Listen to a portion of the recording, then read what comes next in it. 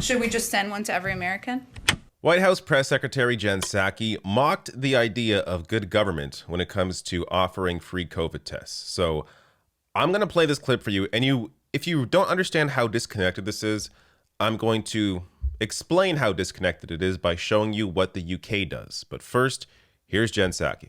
Look at what we've done over the course of time. We've quadrupled the size of our testing plan. We've cut the cost significantly over the past few months. And this effort to ensure insurers you're able to get your tests refunded means 150 million Americans will be able to get free tests. Complicated though. Why not just make them free and give them out and have them available everywhere? Should we just send one to every American?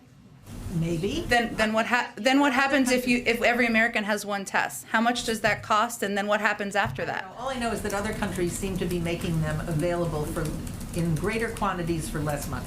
Well, I think we share the same objective, which is to make them less expensive and more accessible, right? Every country's going to do that differently. Look at her attitude here, the way that she mocks the idea of giving everyone a free test. Oh, should we just give every American a free test? Yeah, that's what you should do. And as I'll get to in a second here, that's what the UK does. But also she goes on to say, how much would that cost? How much would that cost? How much does it cost to have this continued spread of COVID-19? That costs a lot more than giving everyone a free test. But it's just this complete disconnect. Oh, we can't possibly give free tests out. We can't possibly have free healthcare, even though other countries do this. No, it's a crazy idea. We can't do it. Why can't you do it? I mean, you claim to be the greatest country on earth, yet you can't give your citizens free healthcare. A very normal thing in many other countries. It's this constant desire to, it's a sheltered point of view because of a lack of knowledge of what is going on around the world, but it's also just this desire to want to have some wealthy capitalists at the center of every decision. You can't give out free tests because then who's making money off of that? Like, it's this very capitalist view of politics, of society that America does, to the extreme more than anybody else. But let me get to some experiences here. So Angus Johnson here, who, just to be clear on who he is, he's a historian.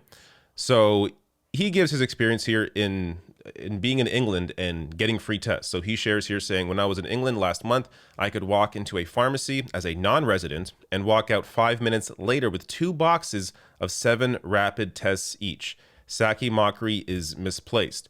So I'll get to more on his experience in a second here, but first more on this from CBS, saying getting the test kits in the UK couldn't be easier. They're readily available at pretty much every pharmacy in the country. Anyone can just walk in and ask for them, and they're completely free, usually distributed in boxes of 5 or 7. You can go back and get as many as you need. If you can even find one in the US, they are generally $12 for a single test. And to be fair here, Canada also does not have free tests. So this is an issue, not just with the US, but many countries that aren't offering these free tests while trying to control the spread of COVID-19. It's so stupid. If you really care about the spread of COVID-19, vaccines, of course, have to be at the heart of that, which they are for most places, but also free tests to ensure that if you're vaccinated, you can still get COVID-19 and potentially spread it to other people. So having free tests there for everybody would then allow people that go into, family gatherings, into Christmas, Thanksgiving, whatever, to be able to give everyone a free test, a day beforehand, ensure you're all free of COVID-19 before you meet for your dinner or whatever it is, and help to stop the spread of COVID-19. But it's, again, a crazy idea for Americans.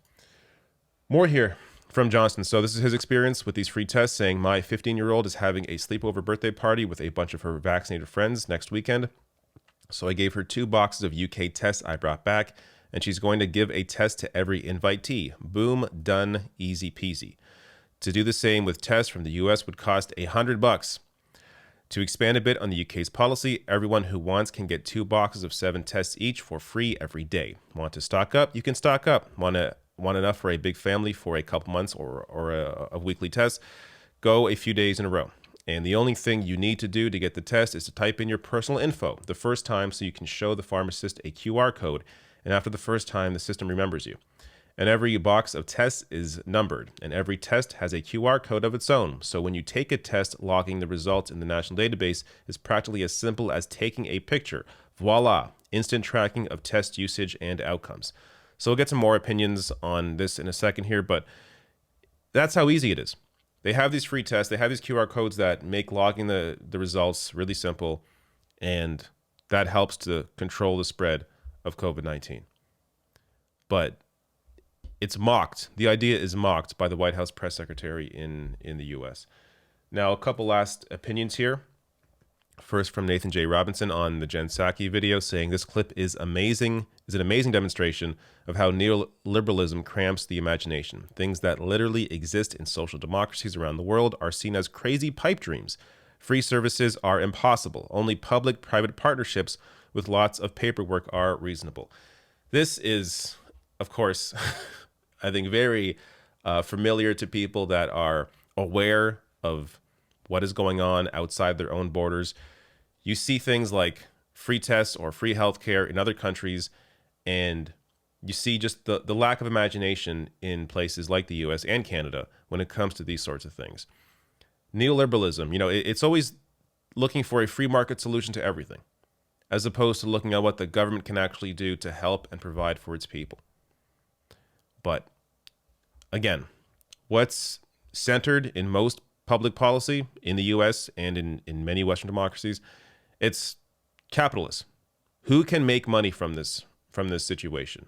And ultimately that's the normalized way of thinking in the US and other countries is who can if someone can make money off this process, well, that's the solution, as opposed to looking at how can we actually help people, help society, what is the best outcome for society as a whole, and how can we deliver that to them? Last point here from Julia Raiffman, who is a associate professor at Boston University, saying here, U.S. COVID leadership is just as out of touch on vaccine delivery to low-income communities, mask policies, free N95s, and global vaccine equity as they are on rapid tests. We can and should do better across the board. We need public health leadership of the U.S. COVID response. Yeah, so it isn't just about the tests. It's also about vaccine delivery to low-income communities, lack of free N95s or free masks in general, global vaccine equity when it comes to the WTO and the TRIPS waiver, and the lack of support for that. As I've discussed in other videos, the TRIPS waiver would allow the vaccines to be mass produced on a global scale for a fraction of the cost, but in doing that would strip the rights of those vaccines, the patent rights, away from Big Pharma, and of course, they're fighting that. But ultimately, you have to look at not what is best for business, what may make sense in your capitalist mind, what makes sense for society.